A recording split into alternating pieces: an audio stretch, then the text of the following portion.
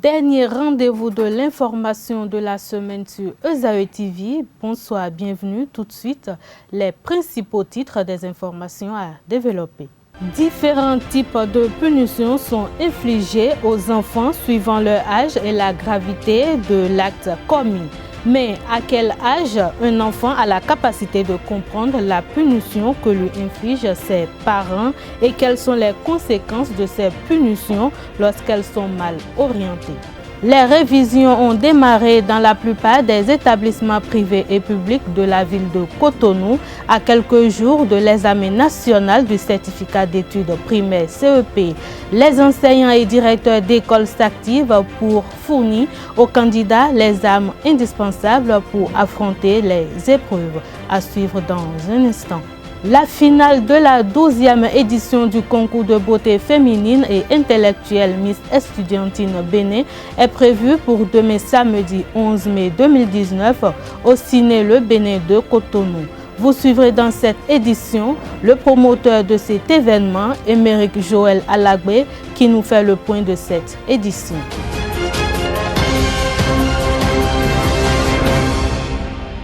À nouveau, bonsoir. Le ministre de la Santé, Benjamin Houpati, a tenu dans l'après-midi du jeudi 9 mai dernier une conférence de presse au cours de laquelle il a fait le bilan des dégâts humains après les événements des 1er et 2 mai à Cotonou. Il s'agit notamment de révéler à l'opinion nationale et internationale le nombre de blessés, les décès enregistrés et l'évolution des procédures judiciaires enclenchées. Benjamin Houpati a notifié que chez certains manifestants reçus dans les formations sanitaires à Cotonou, il a été noté une absence de sensibilité à la douleur. Suite à cela, des analyses toxicologiques ont été réalisées sous contrôle judiciaire. À en croire le ministre de la Santé, les analyses ont révélé des substances psychotropes, dont une substance active du chanvre indien, dans le corps de certains manifestants. Pour lui, ces derniers étaient drogués. La Confédération syndicale des travailleurs du Bénin CSTB a tenu une session extraordinaire ce jeudi 9 mai 2019 à la Bourse du Travail de Cotonou. Les membres du bureau exécutif national de la CSTB ont analysé la situation des travailleurs et annoncent une grève le 15 mai prochain. Au cours de la session extraordinaire, les membres du bureau exécutif national de la CSTB se sont exprimés sur les différents appels à la paix pour une sortie de crise électorale. Le bureau exécutif national de la CSTB a également analysé la situation des travailleurs et fait le point de leurs revendications. Suite à cela, la Confédération a décidé d'observer une grève générale de 24 heures le mercredi 15 mai prochain et l'a reconduit si le gouvernement n'œuvre pas pour combler leurs attentes.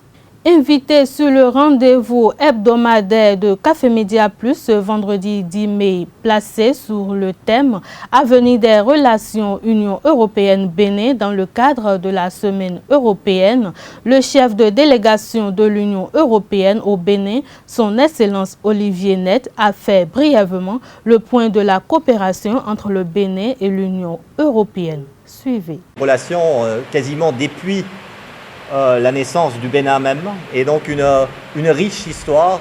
Je pense qu'on est connu en partie au Bénin pour les routes. Il y a même un boulevard de l'Europe en fait, encore à Cotonou.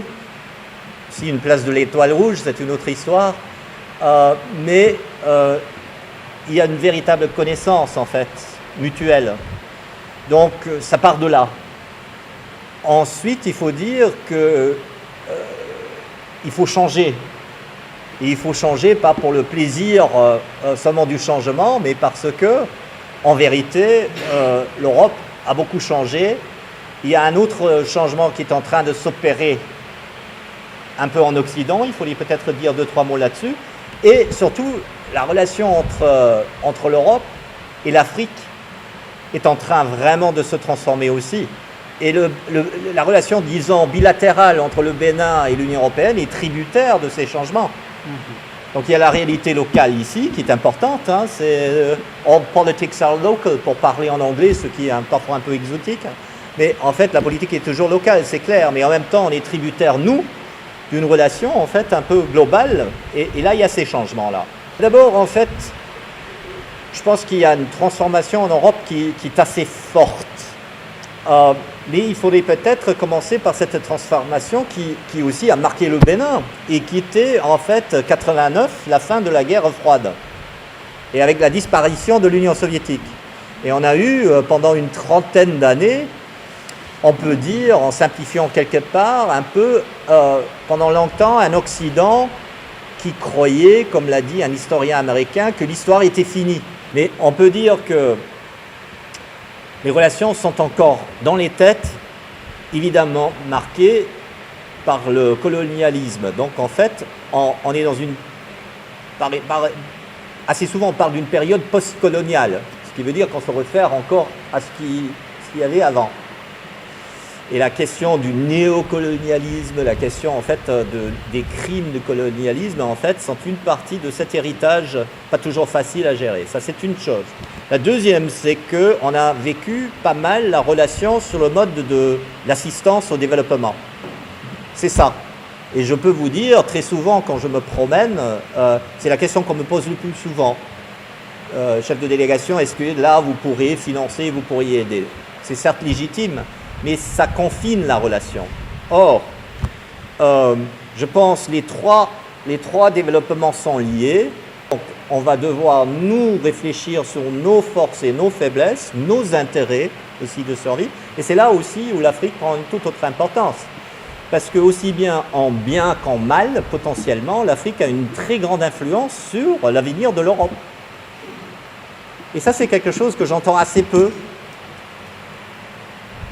Vous ne rendez pas compte que, il me semble parfois que ce qui se passe sur le continent européen a aussi une influence sur nous. C'est toujours vécu à sens unique. Mais c'est pas vrai, c'est plus vrai. Le concours de beauté féminine et intellectuelle baptisé Miss Estudiantine Bénin, organisé par l'agence de communication Émeric Productions, se déroulera demain samedi 11 mai 2019 au Ciné Le Bénin de Cotonou. Et pour faire connaître ses invités, ses artistes, ses parrains et le président d'honneur de cette 12e édition de Miss Estudiantine Bénin, le promoteur de cet événement, Émeric Joël Alagbé, s'est confié à une équipe de notre rédaction. On l'écoute. Émeric Joël Alagbé, promoteur Miss Estudiantine du Bénin. Chers téléspectateurs, chers amis, chers partenaires, vous-même vous avez constaté que Miss Estudiantine Bénin a pris une autre allure. Et vous avez vu tout à l'heure les candidates qui ont préparé les mets préférés de leur région. Chacune d'entre elles, elles ont présenté le mets. Vous avez vu, elles ont mangé avec les membres du comité d'organisation et les candidates même. Ça veut dire nous avons fait un peu le tour des régions du pays par rapport au mets et c'est ça réellement la solidarité. Autre que ça, vous voyez, nous sommes sortis pour aller rendre visite au président d'honneur chez lui à la maison. Et nous avons déjeuné ensemble, nous avons visité beaucoup de choses. C'est ça réellement le tourisme. Et c'est ça le changement que nous voulons apporter aux événements Miss. Et c'est ça l'élection de la beauté estudiantine béninoise. Et vous-même, vous allez voir tout à l'heure que les membres du jury, ils auront du travail pour pouvoir dégager la Miss et ses dauphines. Bon, c'est pour faire sortir les candidates de Miss Estudiantine Bénin 2019 hors de Cotonou, Calavi, Porto-Novo pour aller dans d'autres régions plus proches de nous. Vous voyez, nous sommes à Lada, plus précisément dans l'arrondissement de Sékou, au palais du président d'honneur Bernard Houimbo. Et vous avez vu tout à l'heure, elles ont visité, elles ont regardé des animaux qui sont dans ce palais. On a mangé ensemble.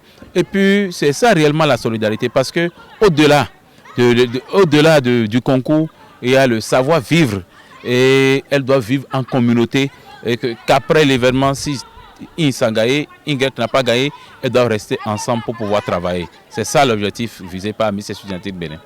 À quelques jours de l'examen national du certificat d'études primaires CEP, les révisions ont démarré dans la plupart des établissements privés et publics. À l'école primaire publique de Gbedjromede, les enseignants et directeurs d'école s'activent pour fournir aux candidats les armes indispensables pour affronter les épreuves.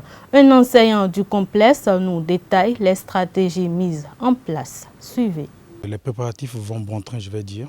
Et dans chaque groupe, comme je l'ai dit tantôt, chaque directrice, de concert avec ses collaborateurs, organise des séances de révision avec les enfants, c'est-à-dire des épreuves antérieures qui sont traitées avec les enfants. Les collaborateurs l'aident à corriger les copies des élèves et ensuite on relève les tares au niveau des enfants qu'on essaie de revoir avec eux, avec d'autres exercices pour étayer, pour appuyer, pour leur permettre de relever ce défi-là. Les élèves, vous savez, ils n'ont pas tous, autant qu'ils sont, le même niveau. Donc, dans les exercices, nous essayons de relever les tares qu'ils ont. Nous essayons de leur proposer de petits exercices, tant en classe qu'à la maison. Et quand ils reviennent, on essaie quand même de revoir les choses avec eux. Et par endroit, il y a quelques ratés au niveau des enfants. En l'occurrence, cette partie, la dictée, où les enfants n'ont pas encore le niveau qu'il faut. En dehors de ça, j'estime que pour ce premier examen blanc qu'on vient de faire, avec les résultats, nous estimons que ça pourra y aller. Et maintenant, comme nous espérons un autre examen blanc à venir, c'est-à-dire le départemental, avec cela aussi, nous allons essayer de mieux former les enfants pour leur permettre d'être prêts pour le CP proprement dit. L'éducation des enfants est incontestablement une priorité pour les parents du monde entier. C'est pour cette raison qu'en Afrique, un enfant mal élevé fait le déshonneur de la famille. Pendant que certains aiment juste le laxisme d'une éducation sans punition, d'autres préfèrent l'exagération. Quel type de punition infliger à son enfant? Pour répondre à cette interrogation, je vous invite à suivre cet élément signé Marcel Fandji et Dorcas Gamagba. Et comme punition pour un enfant de 1 à 7 ans, on peut lui interdire de ne pas regarder la télévision ou à chaque fois qu'il revient à la maison, il récite sa leçon de la journée. Tous les matins avant de partir, il récite la leçon. Ça va lui permettre de ne pas... Bon, c'est instructif. Et après, ça va lui permettre de ne plus... Moi, un jour, la punition qu'on m'a donnée, je n'ai jamais oublié jusqu'à présent, c'est que j'ai fait quelque chose et on m'a dit d'écrire quelque chose 500 fois avec différents types de bics. Et je dois faire ça pour le lendemain. Voilà un genre de punition. Le père de famille a le rôle d'éduquer son enfant. Si l'enfant arrive à commettre un acte, ce n'est pas le fait de le frapper directement et ça. Mais il y a les manières à corriger son enfant. Ce n'est pas par le bâton. D'accord, l'enfant peut faire des punitions, on est d'accord, comme on faisait par ailleurs. Ouais, il y a les bras en croix, les chauves-souris que nos enseignants nous infligeaient autrefois. Le fait de frapper l'enfant, ce n'est pas le type de punition qu'il faut adopter. Il faut finir avec ça. Mais au-delà de 7 ans, toute punition qu'on peut appliquer à un enfant, c'est ce que moi j'appelle le super cerveau. Le super cerveau, c'est ce que tout le monde a eu à faire au cours primaire, qu'on appelle chauve-souris. La lobe gauche, la pouce de la main droite tient la lobe gauche de votre oreille gauche, vice-versa, tel que tout le monde connaît. Donc ça favorise le développement du cerveau de l'enfant. Tout enfant à qui vous faites administrer cela 7 à 21 fois par jour, remarquez son développement. Ça change. En réalité, ce n'est pas une punition, mais ça favorise le développement du cerveau de l'enfant. C'est-à-dire quoi? Je vais raisonner un peu en termes spirituels. L'énergie du chakra de cesse de l'enfant se lève pour aller développer son cerveau, pour aller favoriser le développement de son cerveau. Et l'enfant devient plus intelligent, plus actif et plus proactif. Ce n'est pas le bâton, parce que si tu es un père de famille, et si tu commences par frapper ton enfant avec les bâtons, sans savoir, tu peux arriver à faire une chose de grave et regretter après. Tu peux le frapper avec un bâton et l'enfant peut tomber évanoui et là tu vas regretter. Donc s'il arrive des moments où l'enfant commet un acte, il arrive aux parents, aux pères de famille de se contrôler. Il faut avoir une maîtrise de soi. C'est la maîtrise de soi et appeler son enfant et lui dire « Ah, mon enfant, ce que tu viens de faire est mauvais. » Et tu l'amènes à la raison et là, l'enfant se ressaisit. Et là, prochainement, il saura que cet acte qu'il vient de commettre, il ne va plus jamais le commettre. Avec l'enfant, il faut dialoguer, il faut parler, il faut écarquer les yeux. Avec l'enfant également, les insultes sont encore plus dangereux que le bâton. Lorsque vous insultez un enfant, tu es ci, tu es ça, ta tête, rakaka sur un enfant, tout cela rentre dans l'aura de l'enfant et continue dans le temps de façon assidue, ça grippe dans l'aura de l'enfant et l'enfant ne peut être qu'étourdi. La Vitalor Ligue 1 aborde sa 30e journée demain samedi 11 mai 2019. Avrancourt Omnisport contre Soleil à Avrancourt. À Boycon, Tonnerre contre Buffle. Le dimanche 12 mai à Djougou, Panthère et Ayema vont s'affronter. À Zapota, Dynamo d'Abomey sera face à Aspac. Jacques et Esae sont au repos.